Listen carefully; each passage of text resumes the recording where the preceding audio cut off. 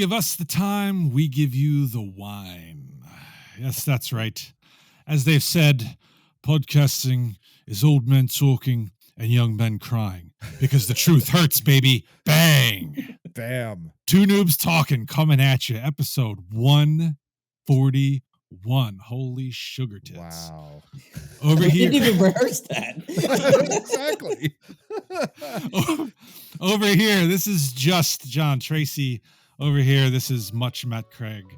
I in the middle am Sus Steve Murray. That's a word the kids use these days. I don't know. I don't know what Whatever. that means. I have no idea. But let's kick off episode 141, gentlemen. John, how are things down in the great sweltering state of Texas? Hot ass. I guessed right. What a shocker. Hot ass is what it is. We are not in the summer yet, and we are creeping to the 100 degrees. It's a coming. Yeah. Stay indoors. We've had lovely temperatures for the most part here this spring, and so I've been able to keep the air conditioning off. Awesome. Although I'm going to throw it to Matt. I'm assuming he's going to bring up why I've had to have the air conditioner on the last few days. Yeah. Even though it hasn't been that hot. Matt, how are things for you, sir? Well, let's just say it's been a little smoky out there, Steve, for the most part, which I would love to thank the Canadian Prime Minister for setting off all the wildfires in Quebec province. Thank you, Justin Trudeau. You're a piece of crap. Jerk. No, I'm kidding. Wednesday was one wild day.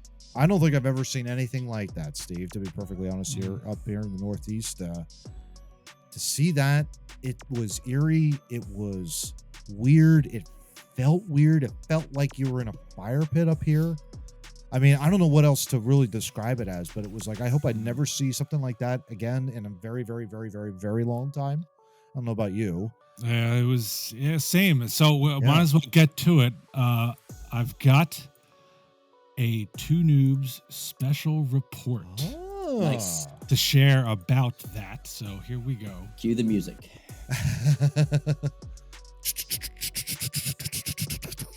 Trying to do the KYW thing. I had that thing as a text message thing for a while, and it got me to a point where I'm so annoyed with that sound I can't hear it. It just infuriates me because of the texts that were attached to that noise. Well, then I apologize post in advance of that, Johnny. Sorry about that. You didn't know. My trouble's not your problem. So this basically chronicles my adventures last Wednesday. Oh boy. First thing first is when I went out around lunchtime to the mailbox for about 30 seconds. So this is me going out to my mailbox. Nice. I didn't see any of them though. Yeah, the pterodactyls. I don't know what that was all about anyway. But and this is me after I got back inside. As you can tell, my eyeballs were highly irritated. Yeah. My skin was not looking too good either. My hair was just a wreck. And then later that night, I had a hockey game. So here's me and the boys rolling into the hockey game. So as you could see, it was an interesting day. Yeah, for sure. Oh my gosh, yeah. So one we never ever hope to see again. Absolutely. I mean, it was weird. That was a weird ass day. No doubt about that. Yes, it was. Yeah, absolutely. Blame Canada. All right, so. Yeah, thanks, Justin Trudeau, you piece of crap. So we'll segue from that pain into more pain, brought to you by W.GG. The W's not bringing you the pain, we're bringing it to you. They are letting us bring it to you. Yes. By sponsoring us, you go to W.GG, that's DUBBY.GG. Pick your favorite flavor. Hopefully it's not Smoky Bear or whatever. Yes. But you enter the promo code Two Noobs Talking, TOO Noobs Talking, and get 10% off your order. So W is bringing us the fun fact and the over 40 rant, right, Matt? You're going to do an over 40? Yeah, I'll do an over 40, but maybe not necessarily a rant though. But okay, let's do the over 40, and then we'll hit the fun fact. Yeah, I guess this is an over 40 fun hobby. As you guys know, I'm a huge Lego collector. You're a Lego? Oh, collector. Okay. Let me finish the sentence. Sorry. And I recently completed the Bat Cave Shadow box that recently came out. in the Lego store. The moment I saw it on Lego.com, I was like, instantly got to have it. It was based off of the 1992 movie Batman Returns. Instantly got to have it. I'm going to throw a picture of it up here on screen. And guys, it was a fun build. 29 individual bags of Legos, totaling close to 4,000 individual pieces. It is crazy. It was absolutely crazy. And moving parts within this Batcave. There's Bruce Wayne's chair spins 360 degrees. There's also rotating computer screens that he can look at. There's also I guess you could say like a vault that drops down like a drawbridge. Contains the cape and the cowl for Batman. Nice. And then further on, there is a Batarang vault that kind of opens doors like this and closes them like that. Pretty cool. And then the final piece is basically the where the Batmobile is. It sits on a raised platform, and you can lift it up, holds it in position. You can shoot the Batmobile out of the Batcave, and then just press the button, and it, boom, closes the door. I mean, it's the coolest thing I've ever built by far. And then, of course, like the best part is really the logo itself is just gigantic. And so when you close it all up, it's really cool. You can kind of see inside of the Batcave and things along those lines. Really cool build. It took me about 3 days, which I was amazed at. Each bag took me about 20 minutes to complete, 20 to 30 minutes, really, depending. But yeah, it was a lot of fun to build. Oh my gosh, tons of fun. And given the prices Lego is charging, we've set up a GoFundMe page for Matt because he had to take out a second mortgage to pay for this. Yeah. So help him out. Please. TooNoobsTalking@gmail.com. Just send anything. All right. From Matt's second home to the fun fact, John, what do you got for us? So I have a little 3-part fun fact. Just 2 things that I learned right before we went on, and one's relevant to today, the day that we are recording, June 10th. Okay. 2005, the Phantoms beat Chicago for the Calder Cup. Yeah, there you go. And I was there. You were there. That is awesome. That is when I saw that come across the Twitter feed, I was like, man, I miss those jerseys. Yeah. I miss everything about the Phantoms. It brought back so much joy memories, of hockey. Yeah, because I just miss all of that. John, wasn't it that the same day that the Phillies won a walk-off homer? Probably, but my second fact has to do with the walk-off home run last night. There you go. So on June 9th, 6-9, Kyle Schwarber hit his 69th home run as a Philadelphia Philly. There you go. Which is always cool. I like when things happen. Kind of just line up that It just makes me smile. But my real fun fact that I had. I didn't know he was a perv, but okay. Yes, he totally. You know what? I wouldn't put it past him being, like naughty talker, to grown adults, but not, Of course. He's not a perv. He's just. Unbelievable. Awfully coincident, I'm just saying. So moving on to speaking of this man, Kevin Love. I found this out last week. Kevin Love has gone to 5 finals as a player. They're the 5 times he's gone to the finals are the only 5 times he's gone to the playoffs. So I've solved the Sixers issue. Just get Kevin Love and get into the playoffs. You'll be fine. You're going to the finals instantly. But wait, so hold on a second though. He's been to the finals 5 times, but I think he's only won once. No, he's only won once. Yes, he's only won. It don't matter. He won with the Cavs, but all 5 times he's been in the playoffs, he's made it to the finals. So I'm just 12th man on the bench. just sit there. When Joe gets in, instantly he'll go to the finals. Because the logic I have. Might as well at this point, right? Yeah, right. Try anything. Yeah. All right, awesome. So we had a 3 for there, people. So you better hit that subscribe button because Yeah, seriously. I'm working hard over here. Pay for that. Like, share, and subscribe. 2 Noobs Talking. Come on. That's right. Do it. Why haven't you done it yet? I'm not going on until you do it. We're just gonna stop right here. We're just gonna guys. We'll just come on. Let's just hang. Seriously. Okay. That's cool. I'm good. I got stuff to do.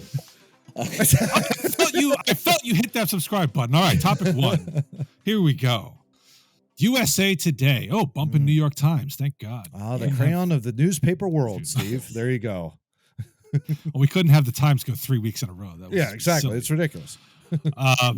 It's so dank, it's illegal, literally. Man barred from smoking medical weed after neighbor sues. I think you'll find this is a little strange, I think. Well, maybe not. I don't know. We'll see. I'm going to read it. You judge for yourself. There you go. So following a 3-year-long legal battle, a Washington, D.C. judge banned a man from smoking medical marijuana in his home after his neighbor filed a lawsuit claiming the smell drifted into her home and made her sick. Judge Ebony Scott ruled this week that Thomas Cackett has a license to purchase medical marijuana, or although he has a license to purchase medical marijuana, he does not possess a license to disrupt the full use and enjoyment of one's land, nor does his license usurp this long-established right. According to court documents, Josefa Ippolito Shepard sued Cackett, who lives in the ground-level apartment in an adjacent duplex, and her neighbor Angela Farsarotu, who owns the duplex, in 2020. Yeah. Right. Ippolito Shepard alleged in her complaint that Cackett smokes marijuana 24/7 and that the foul and pungent odor enters and permeates her home, making her violently sick.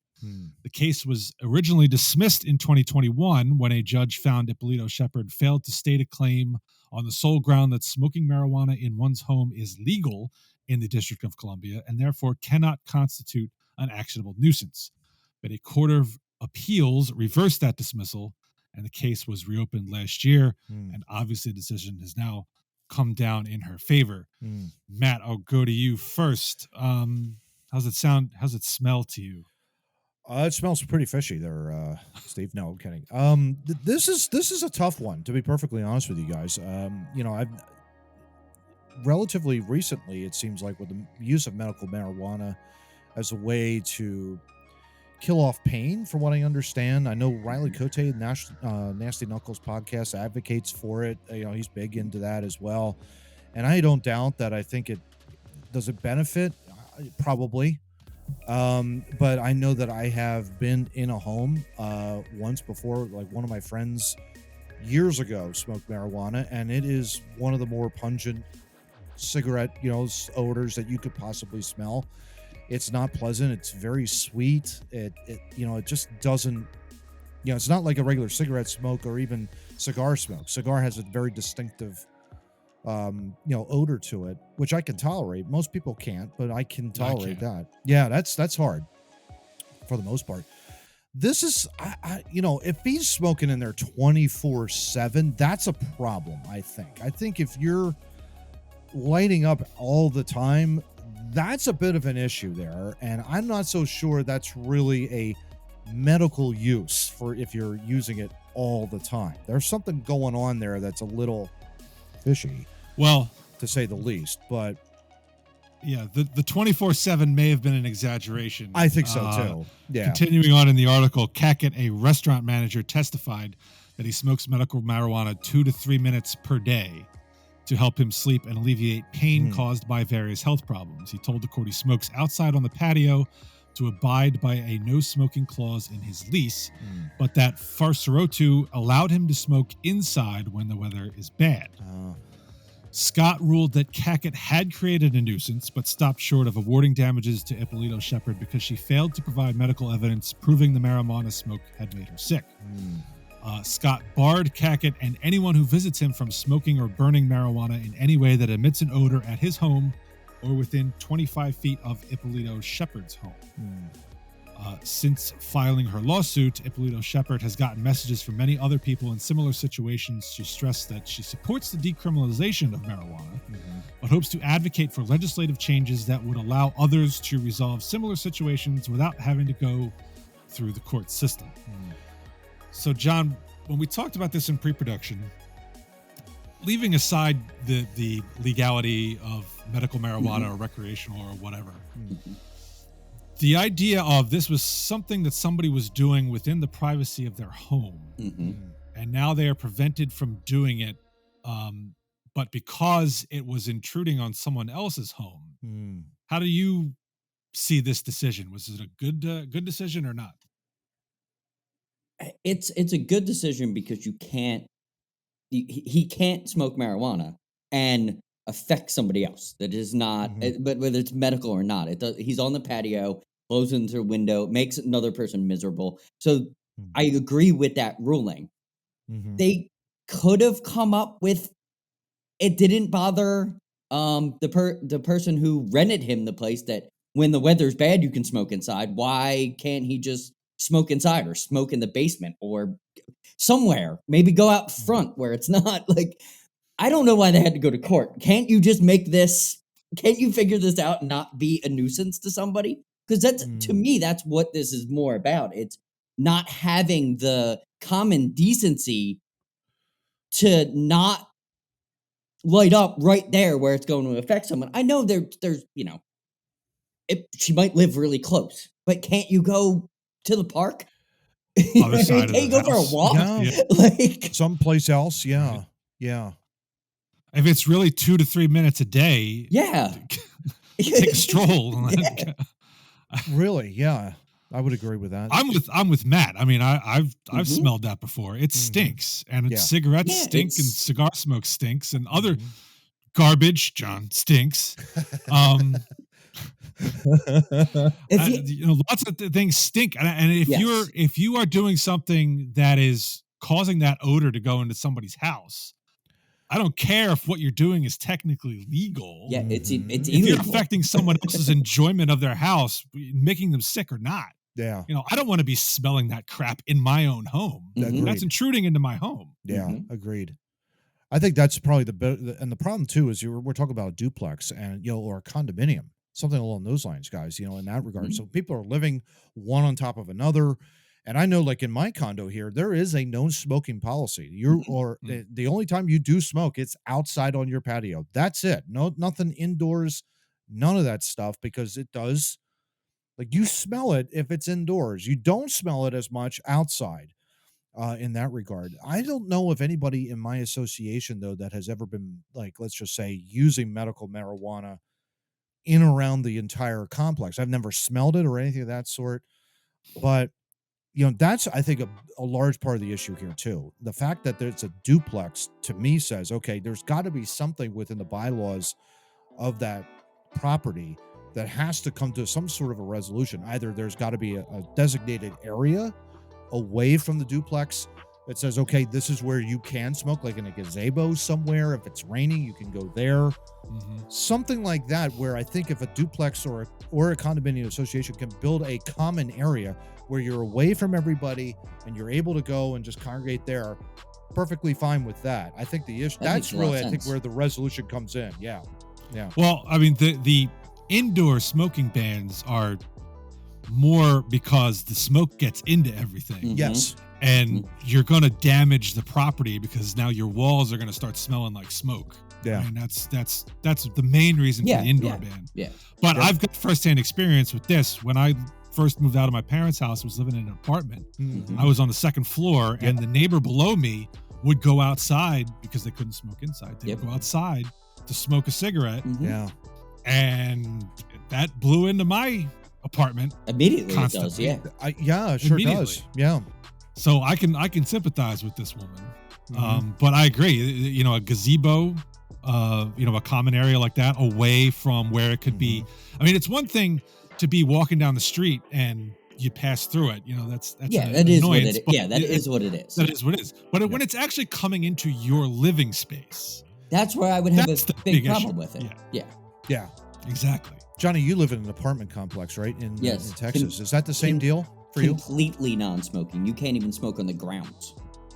Oh, really? Oh, yeah. Wow. Which I actually, being a former smoker, I love the fact that I don't have to smell, think, no cigarette butts on the ground, nothing. There's no, it is, the entire complex is banned, and that's something awesome. Yeah. That's good. Yeah. Because I hate the smell of cigarettes, even though I do partake every once in a while, like with friends at a bar, I'll just have a couple puffs here. But for the everyday smoking, it's disgusting to me. I've quit for 3 or 4 years at this point. So, something like that. Yeah, that's good. It's been a while.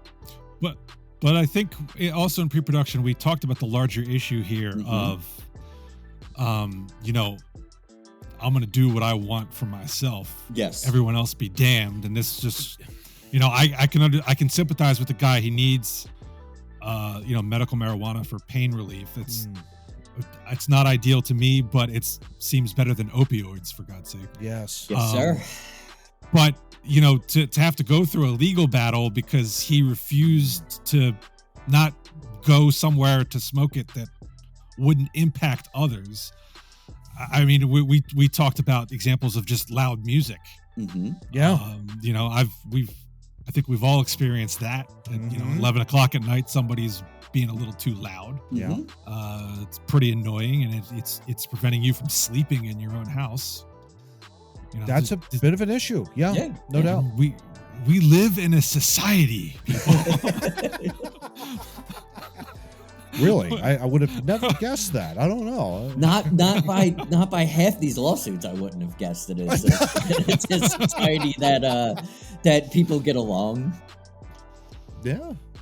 Well, let's hope this lawsuit lends some you know, legislative solutions where we can enjoy our homes without others intruding upon them and having to go to court to defend them. Yeah.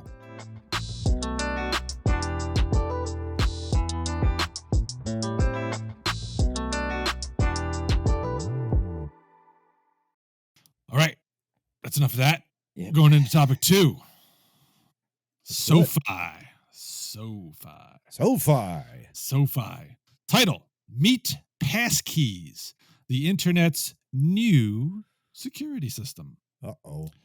Yeah, uh-oh is right. Uh-oh. Most of today's internet passcodes require 8 characters, 3 symbols, 2 capital letters, and a partridge in a pear tree. Yeah, nice SoFi. Yes. Safe humor. Also, be sure to choose something you'll remember every time you pull up the web page, even if you check to keep me logged in, and keep your phone handy for a 2-factor authentication code. Anyway, is all that really necessary just to access Matt's Starbucks rewards? It won't be for long if the FIDO Alliance has its way. There you go. Of course, they don't tell us what that acronym stands for, but the FIDO Alliance is a coalition of some of the world's biggest tech companies, including Apple, Amazon, Google, and Microsoft. Oh, good Lord Almighty. Nothing bad could possibly come from a conglomeration of those 4. Nothing. They came together a decade ago to find a viable and secure alternative to the traditional text-based password. Apparently, it's taken them a decade to figure this out. Well, it's pretty standard for those guys. Amazon made no money for like 12 years, so... True. But now FIDO thinks it might have found it, the passkey. The average person has almost 100 passwords, but the dominant mode of internet security isn't all that secure. Traditional passwords are notoriously easy to hack, no matter how strictly you follow the rules of making a strong password. I have a particularly strong one, but that's good. According to Microsoft, there are 1,287 password attacks every second, or roughly 111 million attacks every day. Wow. Taking Microsoft's word for that.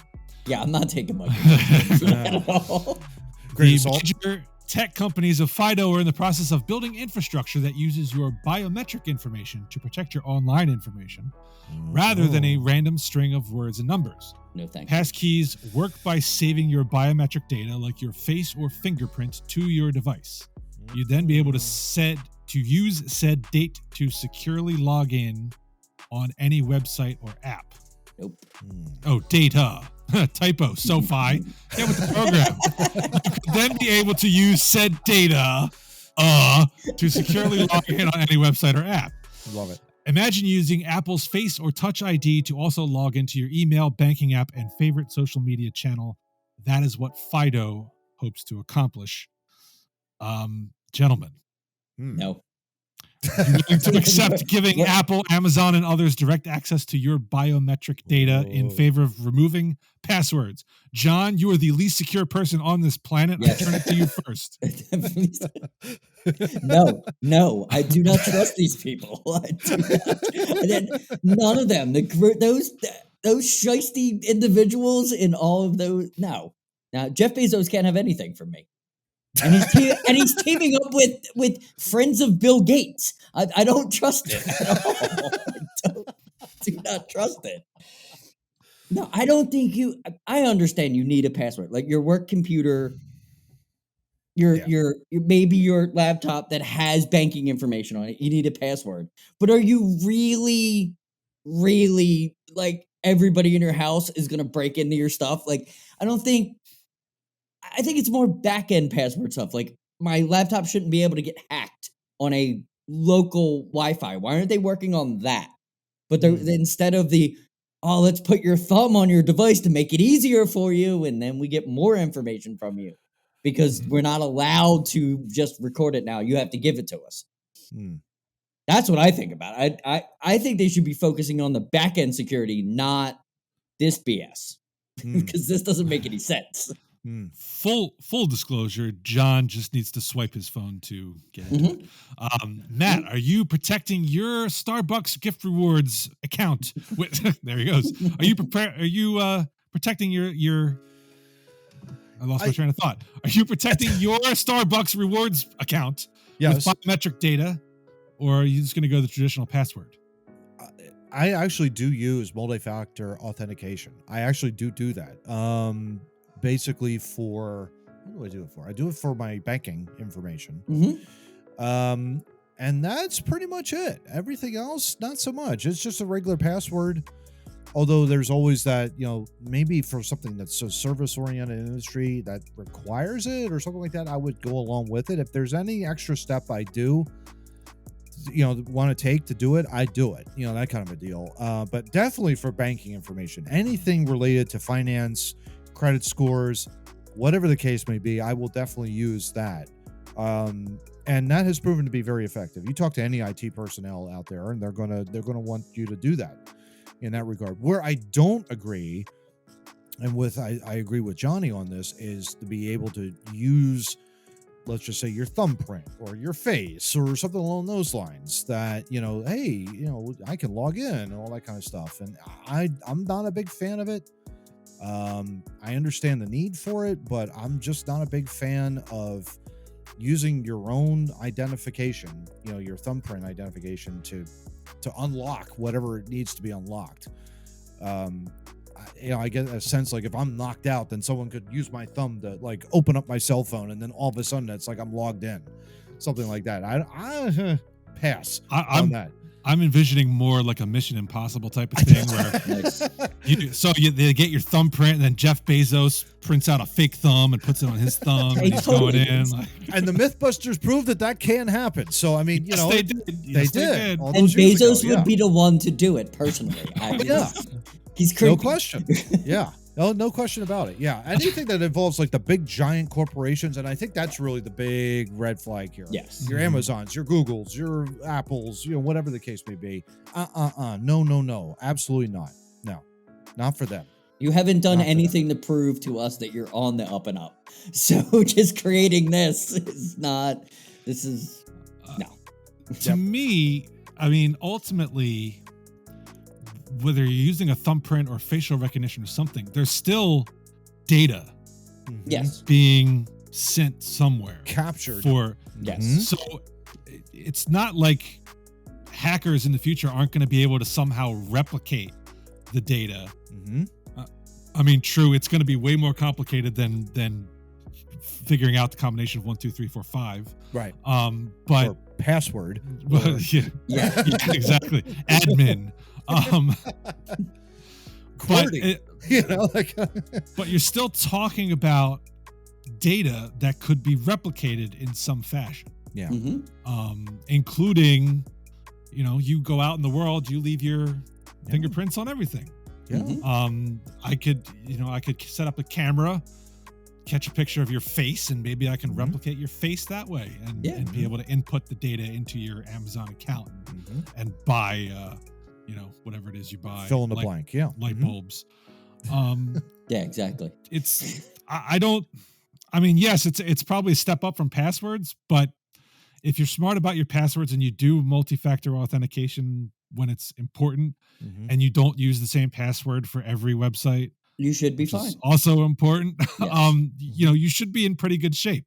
Yep. And if something happens, usually there's ways to fix it. But to me, I agree with you guys. I don't want big tech. Not the big having tech all companies. although I use my thumbprint to unlock my Samsung phone, so I'm sure Samsung has my. Good Samsung is doing something. Yes. Yeah. And Apple has your face, obviously, because of your. Well, yeah, but my very distinctive features to unlock my phone. Oh, wait a minute. What if I have a doppelganger out there who's got a very similar face? Right? Yeah. How close is it? I mean, John, you said you couldn't get your Apple phone to unlock it unless you had your glasses on. Yes. Right. So, maybe it's tricky, but it was rude because even if they were down a little bit, I couldn't. Really? Even if they were on my nose a little bit because I was reading something. Yeah. And then I go to grab my phone. I'm like, why aren't you? And I have to fix my whole Wait, which way did I look 7 years ago when I put this thing on? The thumbprint too is similar. Yeah. If you don't have it on the phone, just the exact right way, it's not going to read it, and it's gonna, you get failed attempts. Like, what did you do for 5? Locked out for 30 seconds. Call me a conspiracy theorist, but I actually feel they do that to frustrate you. They just do that. Those little things because when you put your fingerprint, I've done tons of the fingerprint stuff because even. Different service industries, you need your thumbprint to get in to do a manager override or something like that. It's a real quick way. Now they have the QR codes, which is way smarter. Why didn't they think of that 20 years ago? And you could go right in with that, but these phones, you spend 6 months putting your thumbprint on that phone, and it goes in circles for hours upon hours, and it's like, come back Tuesday and we'll continue this fingerprint, and then come back Wednesday we'll continue. Exactly. We're gonna take you through now. Hang upside down and do it, and they ask you for all these things to set up your phone, right? But then when you go to do your thumbprint on a, let's just say you just washed your hands and you're like, hey, I'm gonna get it up. No, you can't get in. No, you can't get in. No, you can't get in. No, you can't get in. And then they shut your phone off after 5 times. Yeah. That's a big one for me. Washing the hands, and then you go right to the phone, and you can't do it. But why 6 months ago did you stand on your head to get them? They need to fix the background, not the foreground. That's all I'm saying. They're idiots. Oh my gosh.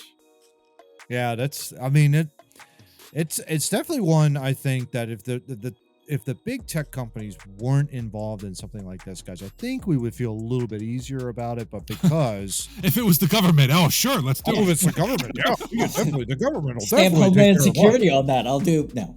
Yeah, exactly. Yeah.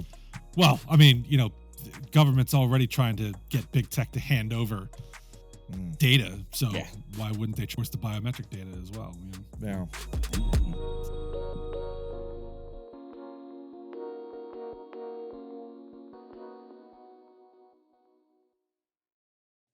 Well, I'm glad John brought up whether or not he was a conspiracy theorist, because it's time to put his tinfoil hat on. John, your tinfoil hat. I don't have a tinfoil. Oh. I'm wearing a Sixers hat. That's conspiracy theory enough. No, that's true. There you go. That's true. You've got burner accounts galore. Yeah. Well, you may be in trouble without your tinfoil hat, because apparently the aliens are here, so they could be reading your thoughts. Oh well. Huffington Post article, which is an odd place to find the weird file, but I did. Well, there you go. Yes, I'll take credit for it this week. Thanks. It was me. There you go. I'll raise my hand. UFO bombshell.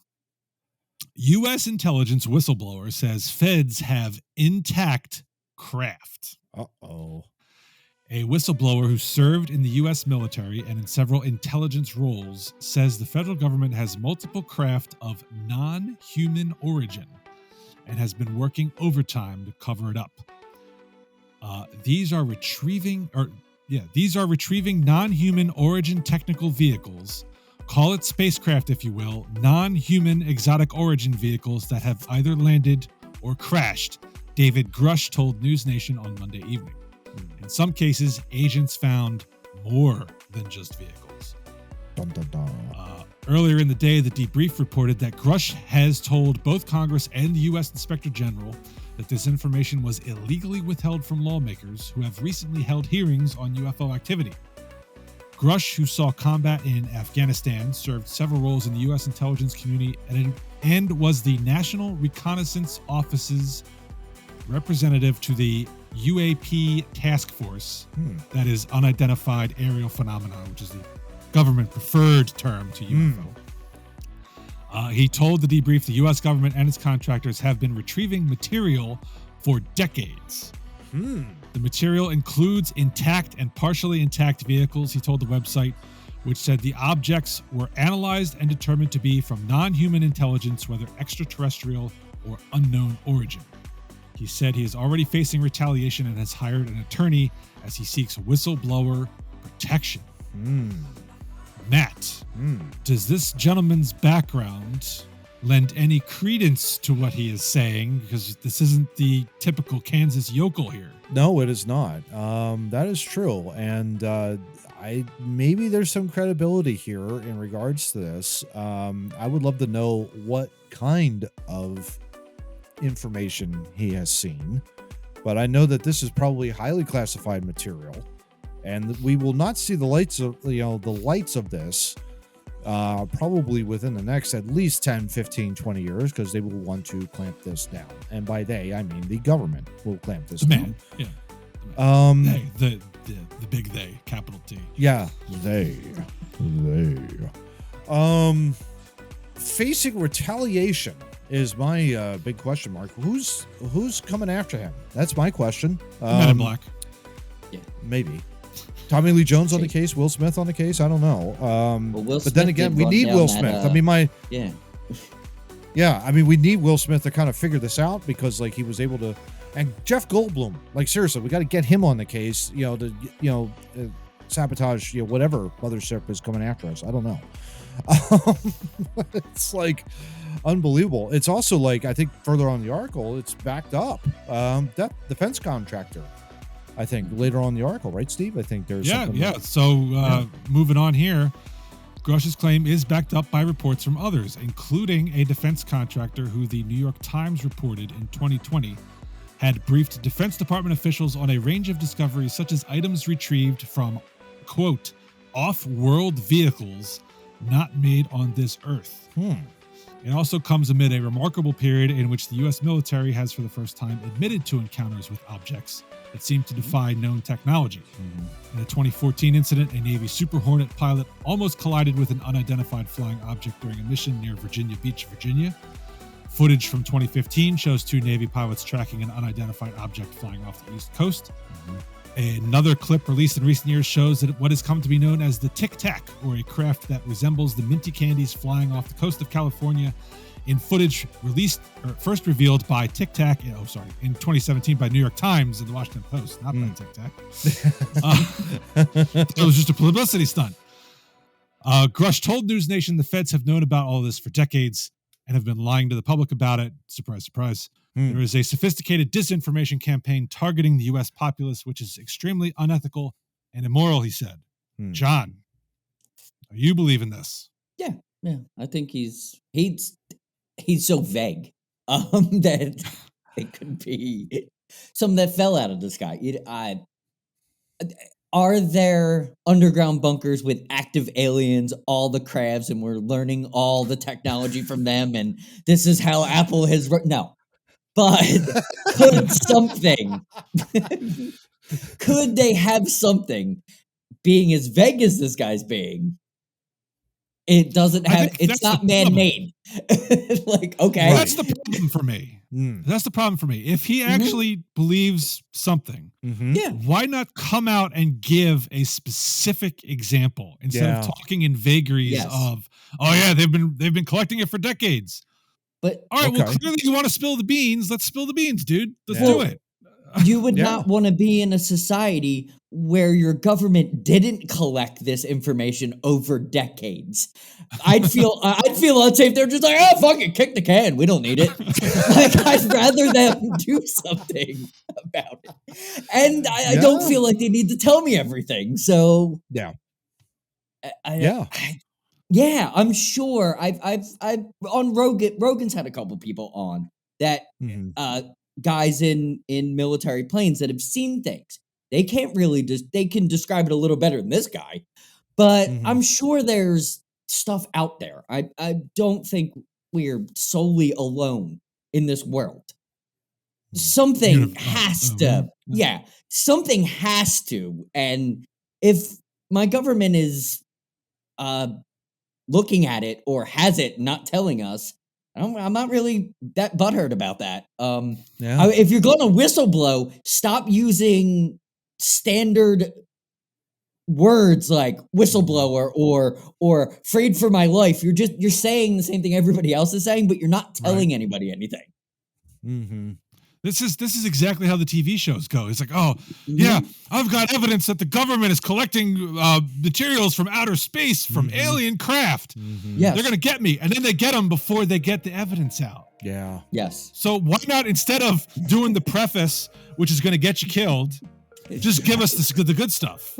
Yes. That way, when they kill you, we already have the good stuff, and we're not left in suspense. Well, this is why I call it a narcissistic society, because he's more worried about his own safety than get the shit out. Exactly. Yeah.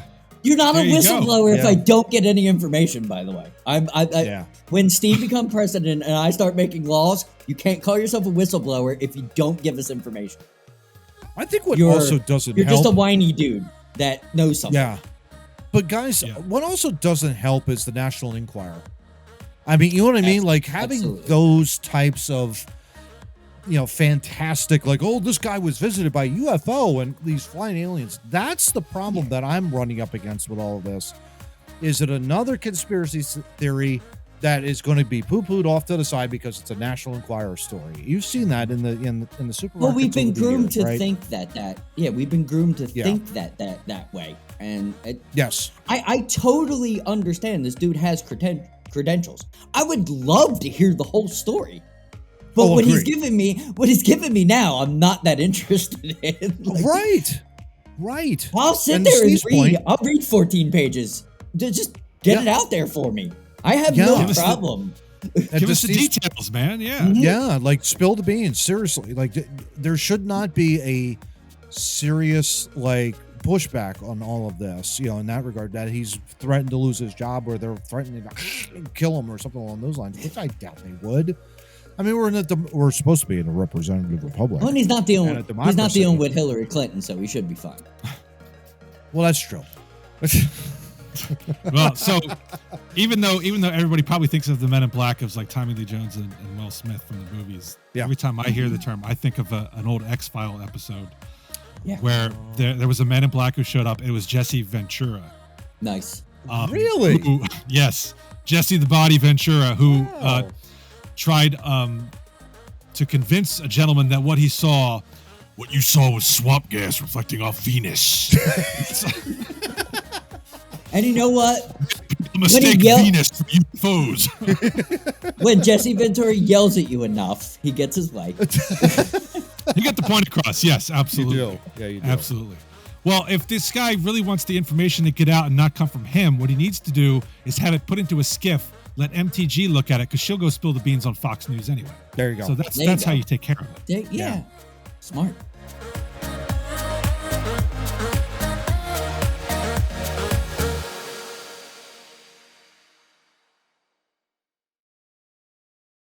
All right, moving on here. Tic Tac, gentlemen. What flavor do you got? Sprite. Ooh. Never had. Lemon lime, baby. How about that? Really? Wow. That's a rare flavor. Oh, yeah. That's pretty cool. Love it. Yeah. Yeah. It's not even mine. I don't know who got it in the house. So. There you go. Oh, there you go. Sure they have good taste, whoever they are. That's gonna be a wife. Gotta be a wife choice there, right there. I guess. Yeah. No, I don't think she. No. You know what? It does taste like Sprite, actually. No kidding. Wow. Wow. That's wild. Interesting. Interesting. Right, but it's not Speaking of interesting. Oh boy. Oh boy. Just the headline alone on this one. Oh boy. Yahoo Finance article here to close it out on topic 4. Double-decker airplane seats could let travelers fart directly in your face. That's not the headline article I have, sir. But, how much does the headline guy make at Yahoo Finance? That's what I want to know. We need to look that up. Seriously. He needs more. Yeah. As greedy airlines have continued to shrink the legroom for economy flyers, one 23-year-old designer named Alejandro Nunez Vicente thinks he has the best solution for everyone involved: double-decker airliner seating. Yeah, okay, fair enough. Okay, yeah. All right. Yeah. Nunez Vicente calls his innovation the Chaise Lounge Economy Seat, and its stacked design allows passengers on the bottom row to fully extend their legs. In turn, the top row gets to more or less fully recline. Seats on the lower row can also fold for greater accessibility. There's just a few pretty big caveats, though. As many a jokester has pointed out, the arrangement means the top passenger's buttocks will be directly leveled at unfortunate travelers in the bottom row. That is problem number one. And we're going to flash a picture of this right up on the screen here so you can see it. Yep. So you better hope they don't pass any gas. But in a recent interview with the, what did you call it? The Crayon newspaper? Crayon, the newspaper world. Crayon, newspaper world, USA Today. Nunez Vicente definitely assuaged those fart fears. To directly quote the outlet, the idea is that there will be some kind of restraint here. Oh my. Pointing to the partition behind the upper level of seats. If a passenger passed gas, it wouldn't go straight through unless it were especially forceful.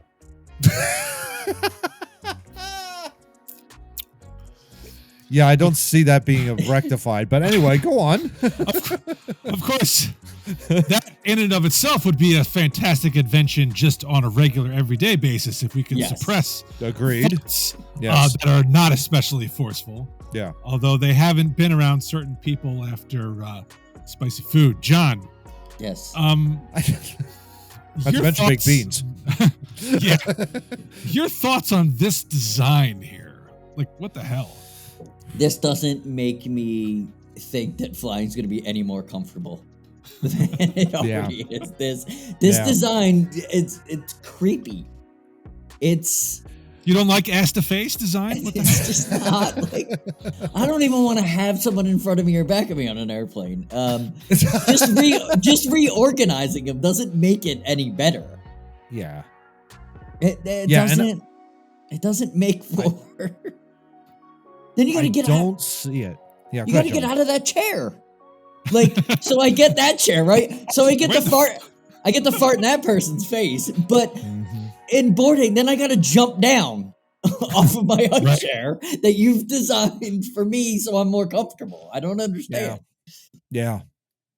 They didn't make airplanes any bigger. I don't understand how reorganizing the seats are going to make it any more comfortable. Yeah. Well, there are some other drawbacks other than the Chaise Lounge's dystopian appearance and indeed fart-facing setup. Its added height means that overhead storage compartments are a no-go, ergo less room to store things. So that added legroom, it might just be eaten up by baggage. Plus, while bottom row passengers get easier access to the anus, I'm sorry. Oh my. To the aisle. Top row flyers will have to, as John said, sacrifice their own accessibility, requiring 2 big steps to climb up. Oh. To be fair, though, Nunez Vicente maintains that he envisions only one side of the plane being taken up by the Chaise Lounge and the other side keeping a normal seating arrangement, offering, in his mind, the best of both worlds. Those trade-offs aside, Nunez Vicente says his design will appeal to airlines because of its efficient use of space. For airlines whose bottom line is a higher head count without needing a larger plane, it could just be the solution no one is asking for. Matt, your thoughts on the design? Yeah, I see this potentially working for international flights. Maybe like if you're flying from let's just say Los Angeles out to Hawaii or going all the way over to Japan and back as a potential solution. In case you don't have to sit all in the one row, all that kind of stuff in the big, large Boeings. For a commercial flight domestically, no, this will not fly. It will not. It's just, I foresee a lot of problems. I foresee a lot of really the problems I see are really boarding and getting off the plane. I mean, other than that, they're fine. In that regard. You're asking people. Zoo. It's already a zoo deboarding a plane. Now you're gonna have people jumping into the pile from the top rope. That's gonna be great. Precisely. Brilliantly said. Couldn't have said it any better, Steve, really. I mean, and that's really the big issue. Everybody complains about both the onboarding and the deboarding process of planes. How is the double deckers essentially going to solve that particular problem? We already know. It doesn't. Yeah. It solves nothing other than sticking someone higher than somebody else and losing your overhead. Yeah. Yeah. So now you can't work. Now you can't. You can bring your work on the plane, but you can't bring a quick bag for a quick jaunt to another state where you're not going to need your house. You're just going to need a couple things for a couple days. Now you can't do that. That's the thing. The image doesn't get across because they show you the smiling, happy, farty people. Yeah. But they don't show you, it's not in an airplane setup. So you don't know. It's not clear whether there's an overhead compartment in that setup. But as the article says, clearly not. I need overhead because I don't go for long periods of time. I would like to pack a duffel bag that I can exist if I'm on a plane, but I would also like to have my work computer with me if I have to get stuff done. It's important. It's important when you do travel like that. You can't lose one just for comfort. It doesn't. It's not how it works.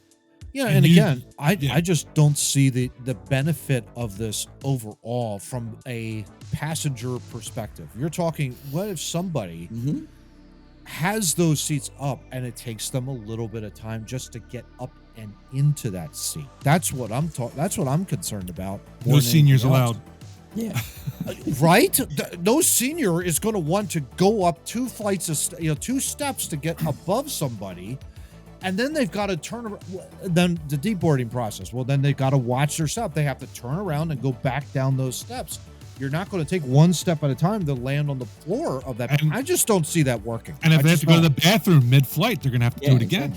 And you're going to need more people on the airplane to assist with this, which the airlines are never going to do because they try to. 4 is enough at this point. They're not giving you any more. Well, another thing, too, when you look at the picture, so the people in the bottom row have the leg room, which is now probably going to be taken up by the baggage since there's no overhead compartment. Right. The people in the upper row, they don't even have that leg room to spare. So where is their bags going to go? Yeah. What are they going to sit basically right on top? I mean, it would have to be placed basically on that floor where your feet are, which isn't going to be all that well. And they don't allow that because that's then free to fly about the cabin in the event of turbulence. They have to. The stuff has to go under the seat for a reason. Yeah. This design is off, but it puts me in mind, gentlemen. How would you fix flying? What changes would you make to improve the passenger experience? What do you think, Johnny? Less people, less seats. Okay. More flights. Getting back never gonna happen. But getting back to TWA when they first started in the 70s or the 60s or whatever the hell, maybe even the 40s. No, you were right. Wherever they started, 70s, 80s. I have no idea. But they used to have the smaller planes, but they didn't fly because they were only domestic when they first started. And it was all about the corporate comfort on the flight. If they could, they're never going to do it because they want to pack of sardines, get you to Vegas to get you back to New York, to get you to Vegas to get you back. That's all they want to do is pack you in like sardines. Yeah. That's why I always fly so early in the morning. Like I don't care. Like if you're taking off at 4:30, I'm there. I don't care. Because I know I'm gonna have a place to put things. I'm gonna be able to stretch out a little bit because not everybody's flying that early. That's why I fly. Sure. Sure. But if they could do just something like that, maybe even just get rid of the third seat and have 2 seats and just give a little bit of, just give people a little bit of elbow room, you'd probably get happier flyers. I would say that would be one that I would agree with, Johnny, what you just said. I think getting rid of an extra seat, but again, we're talking about the airlines here, and that you're losing money off of additional seat per row. Yep. So that's one bit of an issue there. You got to be able to make up that money somehow. For me, it's all about boarding the plane, getting off. Mm-hmm. And the big issue there is they're not building, I think, from the back of the plane to the front. And I think that's because essentially what they do is they board from the front of the plane. Most of them do board to the front and then work their way to the back. Yes. Whereas I think if you've got seats all the way back in row 32, you got to go through all of that, everybody. And by then, everybody in the front has basically put their bins up, their overhead compartments, whatever. Mm-hmm. Get the people in the back, get them situated, work your way up to the front. And then you kind of do from your windows towards the aisle, that kind of a deal. If you're able to do it that way, I think that would help. They have all that information, right? So they can easily do that. Should. Yep. If a kindergarten teacher can load a bus, can't an airline load a plane? I don't understand. Matt, I don't know the last time you flew, but it doesn't seem to me they're boarding with any sort of sensible pattern, like front to back. Yeah. No, even it's stupid. It's all by boarding groups, which appear to be based mainly on how much money you are paying or whether you're using the credit card. Yep. It does not appear to be based on where you sit anymore. I would agree with that completely. I think the last flight I flew down was maybe 2018, so it's been like 4 or 5 years, definitely pre-pandemic. But I think I remember. Yeah, it was literally like whatever you paid and whatever seats were available. You took that kind of a deal.